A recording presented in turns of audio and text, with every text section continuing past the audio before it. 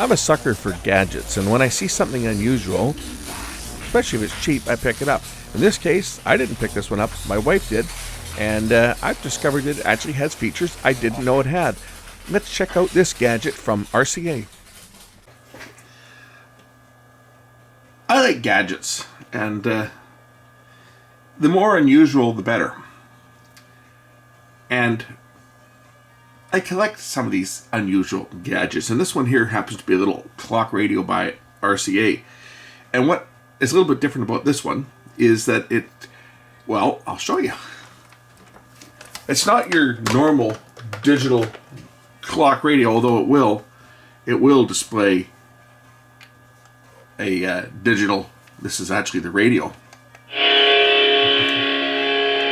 It will display the frequency. Tuesday at 10, only on CTV. This is my test transmitter here. AM, and if I go to FM.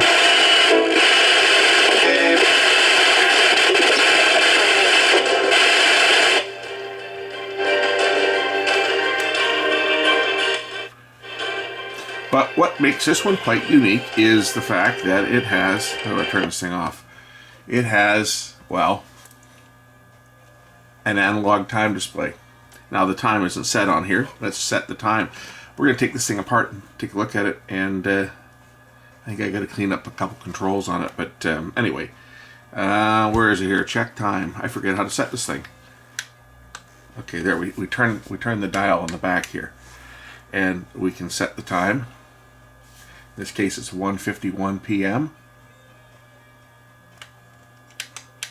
So 1:51 p.m. And if I press the display button on the top, well, there it is. It will show it. You could either have it displaying as, I'm at 1:51 a.m. Let's make it 1:51 p.m.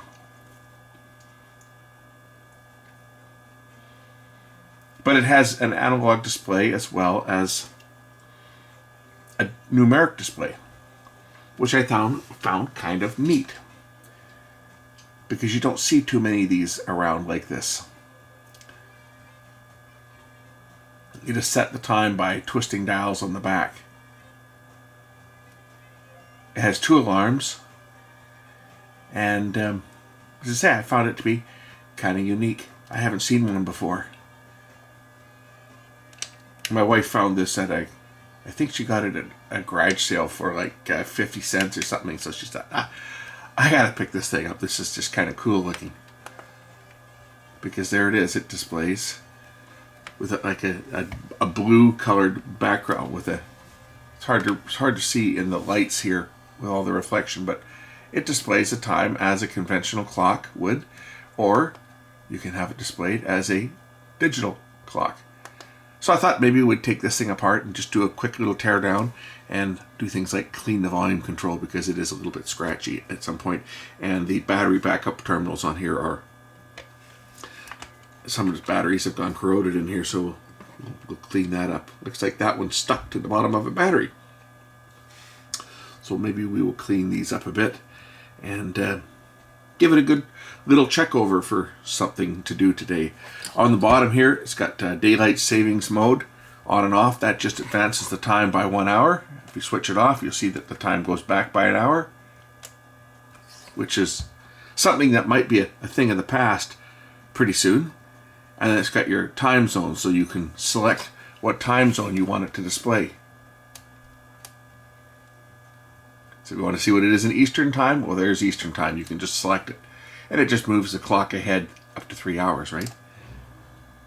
You guys, Mountain or Pacific, Mountain, Central, and Eastern.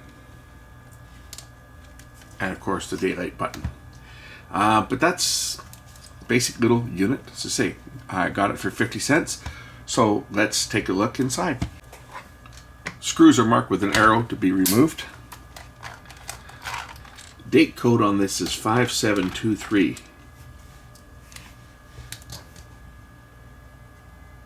So I don't know when that would have been made. Probably early 2000s, I'm thinking. I don't know the time frame when this is from. as you can see, probably the most complex part of this unit is the actual clock itself.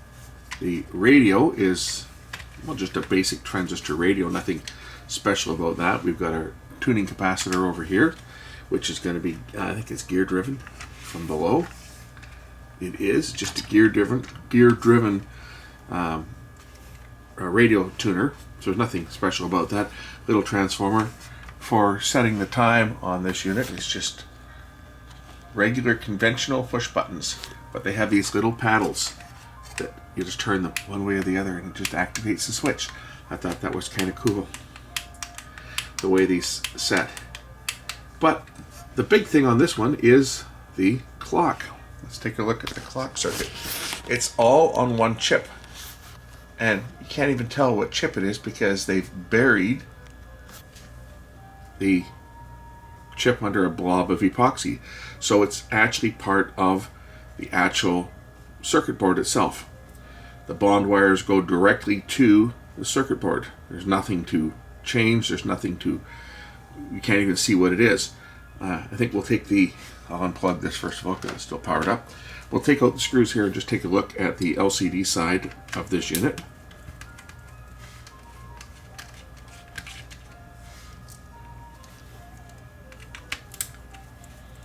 And then I will be putting this unit back together, as I say, because I collect these unusual little devices, and I think some of them are kind of neat, especially since something like this probably wasn't a very popular unit, because when it sold, it probably had a premium for that display, you would think. Generally, things like this that are a little more unusual do command a little more money when they sell them.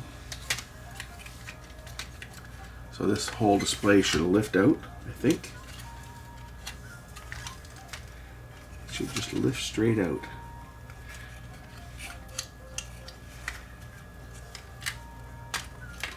There it goes. So there's the LCD display portion of it. And we've got some lights, or a light. I wonder if we can change the color. I bet I can change the color of this thing by just changing one LED. Oh, maybe not. Let's just plug this thing back in again. I just want to see what it looks like. Is it just a blue LED? I guess it's just a blue LED. So I could change the color of the display from blue to, say, another color. I think that would look kind of cool. You know what color I think would look cool on this? An orange. An orange display I think would look cooler than a blue display. I don't know what it is about blue displays, but you know, blue displays don't really do much for me.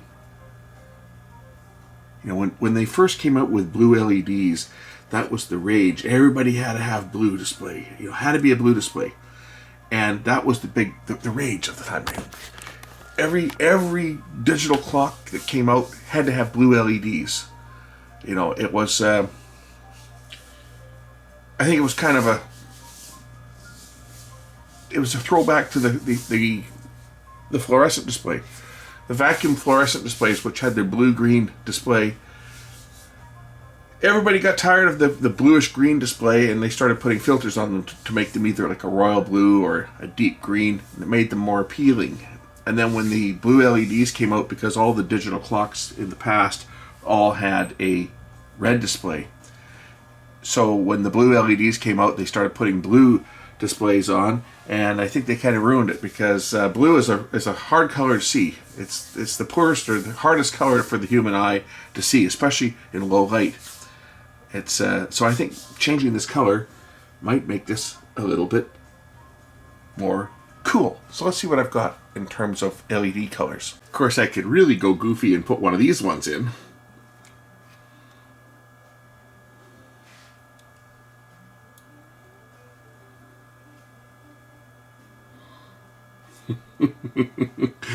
Wouldn't that look silly? With a constantly changing color display. Of course, we could go with a violet. This is almost a black light color. That would be kind of cool. It's a pinky color. That'd be kind of a cool display color. Change it from the original blue. if we look closely at the LCD display, we will see that it is actually not one display, but two displays that are sandwiched on top of each other. You see the two distinct LCD displays here? There's one there and there's the other. Those are where they're sealed together. So this has got two displays that are sandwiched over top of each other. One of them for the analog time display and the other one for the digital display, the numeric display. Looking at this LED, it looks to be that it's actually part of the diffuser. I don't know that I'd be able to take that LED out in order to change it to anything other than what it is, because that looks like an integral part of the diffuser. So I think I probably am best to just leave it alone, as that's part of the diffuser and I don't really want to break it. For the same reason, I'm not going to separate the LCD panel from the circuit board. It's held in place by these twist tabs here on the end.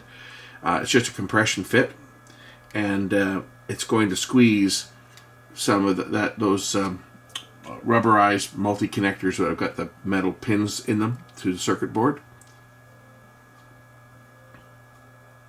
Looks to be that there is another. Yeah, there's another IC on the other side of the board, just like this. There's another one. If you look down inside here, you can probably just barely see it. Let's see if we can get a flashlight in there, but looks like there's another one inside.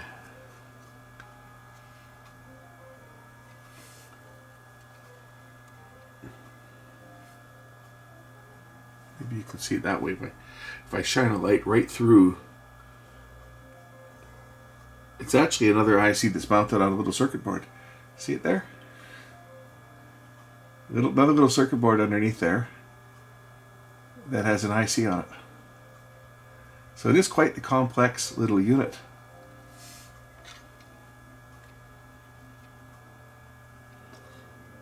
And there's the display itself.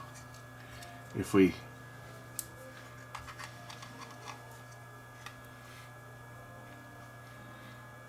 rub the display, we'll get some electrostatic charge. We'll see some of the segments inside at least on the front display, lighting up.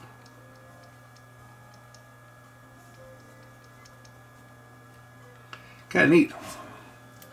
But yeah, I was thinking of changing the LED to a different color, but I don't know that I'm going to be able to pull that one off without damaging this this deflector again, because that LED looks to be part of it. And if you look on the edges here, it's silver, right? They've silvered the edge here to make it reflective. That's to give it even light distribution. So this whole piece is part of the reflector. This is silvered here on the inside and on here. That's why that one LED is able to provide such an even light across the entire display, is because of the way that they've designed that refraction grate. So I guess I'm going to have to just leave that one alone. But what we will do on here is I'll just give the volume control, which is a bit scratchy, I'm going to give that a shot of cleaner, and then we'll just put this one back together. So let's get my Canon Neutral out.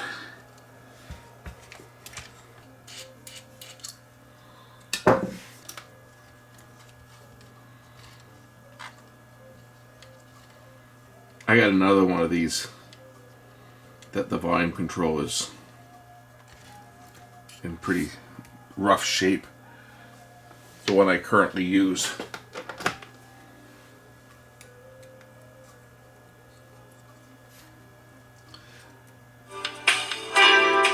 That's a bit better. Not displaying the right frequencies right now.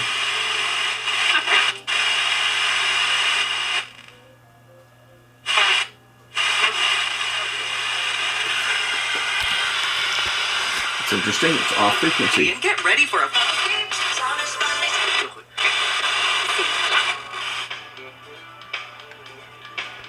Now that should be displaying 87.5.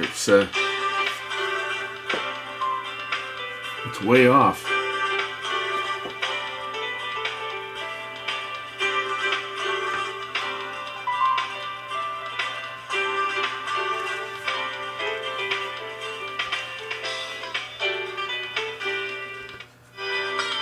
Yeah, I think that white wire popped off. It's supposed to be on the board right in the middle here. And it looks like it's popped off, so let's just solder that wire back on. That might fix the frequency for the display, so it displays the correct frequency.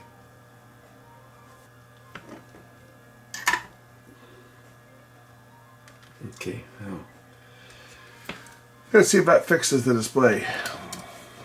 So at least it displays the right frequency that the radio is tuned to. Turn on the radio. Yeah, now it says 108. That's a little better.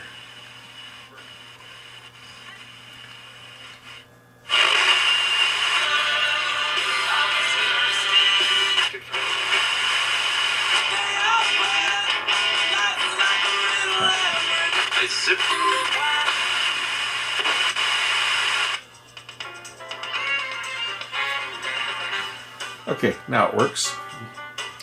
I'm going to press the button on top here. It'll display the time, which is not set. But if I set the time,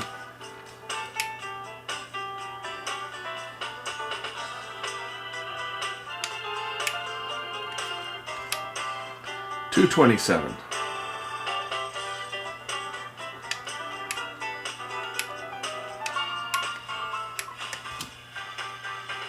If I press this button again, it'll now display the time like that, which I think is kind of cool. And that's why this one, to me, is a collectible little unit. So, time to put it back together. I cleaned the volume control. It was scratchy.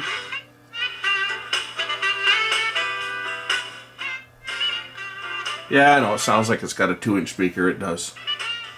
Anyway, let's throw this one back together. Front panel just goes back on like that.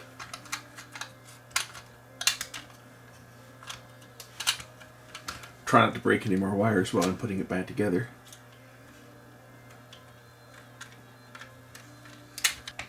Circuit board in place.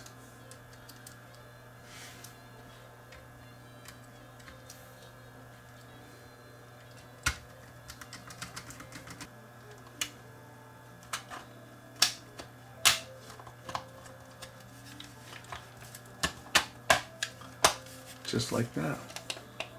There we go. That's how it goes back together.